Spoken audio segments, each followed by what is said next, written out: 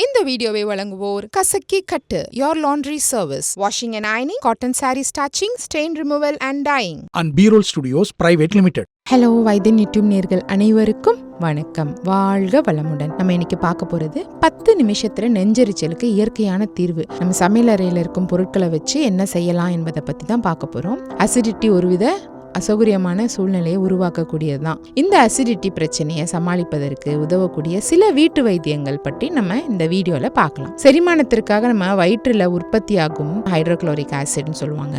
உணவு குழாயின் மேல செல்லும் பொழுது ஆசிட் ரிஃப்ளாக்ஸ் அல்லது அசிடிட்டி அல்லது நெஞ்செரிச்சலை ஏற்படுத்துது. இது மார்பின் கீழ்ப்பகுதியில் எரிச்சல், வயிற்றில் எரிச்சல், வாயு, புளிப்பு ஏப்பம் போன்ற பிரச்சனைகளை ஏற்படுத்துது. அசிடிட்டி ஒருவித அசௌகரியமான சூழ்நிலையை உருவாக்க கூடியதுன்றதுனால இந்த அசிடிட்டி பிரச்சனையை சமாளிப்பதற்கு நம்ம உதவக்கூடிய சில வீட்டு வைத்தியங்களை பற்றி தெரிஞ்சுக்கலாம். சீரகம் மற்றும் சோம்பு வயிற்றுல இருக்கக்கூடிய அமிலங்களை, அதாவது அமிலங்கள்னா ஆசிட், வயிற்றுல இருக்கக்கூடிய ஆசிட்களை நடுநிலையாக்கும் தன்மை இந்த 2 பொருளுக்குமே இருக்கு. 4 டம்ளர் தண்ணீர்ல 4 டீஸ்பூன் சீரகம் மற்றும் 4 டீஸ்பூன் சோம்பு சேர்த்து நல்லா கொதிக்க வச்சுட்டு வடிகட்டி உணவுக்கு பிறகு இந்த கஷாயத்தை நம்ம குடிக்கணும். இது அசிடிட்டி பிரச்சனைக்கு ஒரு பெரிய அளவில் தீர்வு அளிக்கும். அதே மாதிரி இஞ்சியை சமைத்தோ அல்லது சமைக்காமலோ சாப்பிடலாம். தண்ணீர்ல இஞ்சியை கொதிக்க வச்சு உணவுக்கு பிறகு குடிக்கலாம். ஒரு துண்டு இஞ்சியை கல்லுப்புல பெரட்டி உணவு சாப்பிடுவதற்கு முன் வாயில போட்டு நல்லா மென்னிட்டே இருந்தோம்னா இது செரிமான சாறுகளை தூண்டுது. அப்போ நம்ம சாப்பிடும் பொழுது அது ஜீரணம் ஆயிடும். அதே மாதிரி கிராம்பு, 4 கிராம்பு துண்டுகளை வாயில போட்டு 10 to 15 நிமிஷம் வரை நல்லா மென்னுக்கிட்டே இருக்கணும். உங்களால் முடிந்த வரை இந்த கிராம்புகளை நீங்க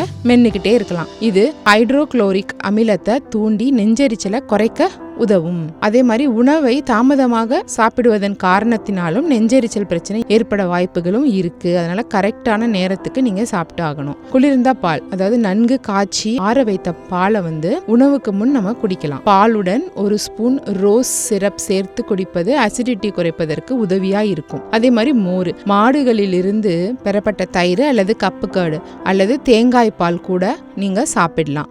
மோருடன் துருவிய வெள்ளரிக்காய், சிறிதளவு பிங்க் சால்ட் மற்றும் சீரகத்தூள் சேர்த்து உணவுக்கு பிறகு நம்ம குடிக்கலாம். உணவு சாப்பிட்ட பிறகு புதினா டீ குடிப்பது அசிடிட்டியை குறைப்பதற்கான மிக சிறந்த வழி. உங்களுக்கு நெஞ்செரிச்சலை ஏற்படுத்தும் உணவுகளை குறித்து பட்டியலையும் தெரிந்து கொள்வது ரொம்ப அவசியம். இது போன்ற உணவுகள் நீங்க விலகி இருக்கணும். அப்பதான் நெஞ்செரிச்சலை தூண்டக்கூடிய உணவுகளை தவிர்ப்பதன் மூலம் அசிடிட்டி பிரச்சனையிலிருந்து நம்ம விலகி இருப்போம்.